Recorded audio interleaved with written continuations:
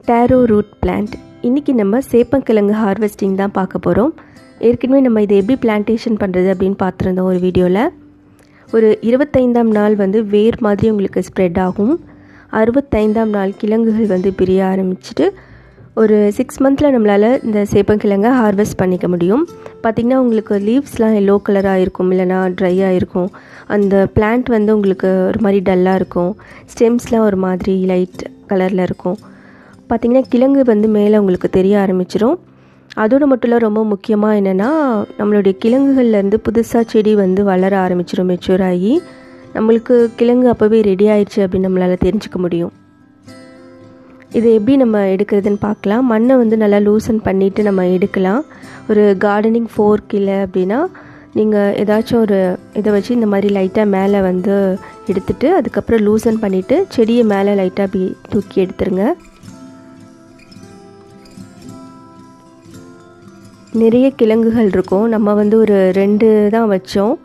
நிறைய கிழங்குகள் இருக்கும். சில கிழங்குகள்லேருந்து செடியே வளர ஆரம்பிச்சிருச்சு. பார்த்திங்கன்னா ஒரு சின்ன செடி வளர்ந்துருக்கு பாருங்கள். மெல்லமாக இதை நம்ம எடுத்துடணும். பார்த்திங்கன்னா கிழங்குகள்லாம் கொஞ்சம் வர ஆரம்பிச்சிருக்கு, மண்ணில் இருக்குது. நம்ம அதை மெல்லமாக எடுத்துடலாம். வேர் நல்லா நீட்டமாக இருக்குது. அது நல்லா ஸ்ப்ரெட் ஆகி அந்த கிழங்கு வளர்கிறதுக்கு யூஸ்ஃபுல்லாக இருக்கும்.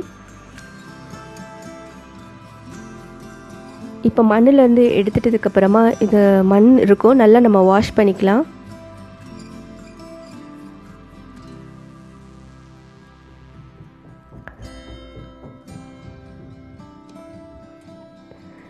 இது நம்ம நல்லா வாஷ் பண்ணிவிட்டு அதுக்கப்புறம் எப்படி இருக்குன்னு பார்க்கலாம்.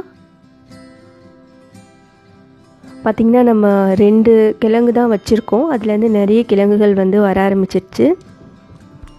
அதுவும் கொஞ்சம் நல்லா பிக்காகவும் இருக்குது கிழங்கு. நல்லா வாஷ் பண்ணிக்கலாம். இப்போது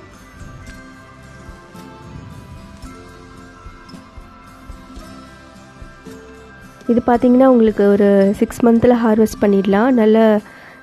நல்லா உங்களுக்கு ஃபாஸ்ட்டாகவும் க்ரோ ஆகும். முக்கியமாக இதோட லீவ்ஸே பார்க்குறதுக்கு ரொம்ப நல்லா இருக்கும். இந்த லீவ்ஸுமே சாப்பிட்றாங்க அப்படின்னு சொல்லியிருக்கேன். இப்போ பார்த்திங்க அப்படின்னா ஒரு சின்ன செடியில் இந்த மாதிரி கிழங்கு பார்த்திங்கன்னா சின்னதாக வெள்ளை கலரில் இருக்குது. அந்த ரூட்ஸ் மட்டும் நல்லா நீட்டமாக இருக்குது. அது நல்லா ஸ்ப்ரெட் ஆகி அந்த ரூட்ஸ் வரும். இதுலேருந்து நம்ம கிழங்கு மட்டும் தனித்தனியாக பிரித்து எடுத்துக்கலாம். இல்லை உங்களுக்கு ஏதாவது செடி இதில் நீங்கள் வைக்கணும் அப்படின்னா திருப்பியுமே நீங்கள் அதை மண்ணில் வச்சிடலாம். இப்போ நம்ம எடுத்தாச்சு, நல்லா வாஷ் பண்ணியாச்சு. இது நம்ம வீட்டிலையே நம்ம நம்ம உலர்த்திடலாம். தண்ணிலாம் இல்லாமல் கொஞ்சம் ட்ரை ஆக்கிக்கலாம். இது நம்ம யூஸ் பண்ணிக்கலாம். இந்த கிழங்கு பார்த்திங்க அப்படின்னா நல்லா கொஞ்சம் பிக்காகவும் இருக்குது. நிறைய கிழங்கும் வந்திருக்கு. நான் ரொம்ப சின்ன ஒரு ஸ்பேஸில் தான் வச்சுருந்தேன். நீங்கள் நல்ல பெரிய கண்டெய்னரில் நிறைய செடி வைங்க, நிறைய கிழங்குகள் கண்டிப்பாக வரும். வீடியோ வாட்ச் பண்ணுறதுக்கு ரொம்ப நன்றி. தேங்க்யூ. பாய். Take care.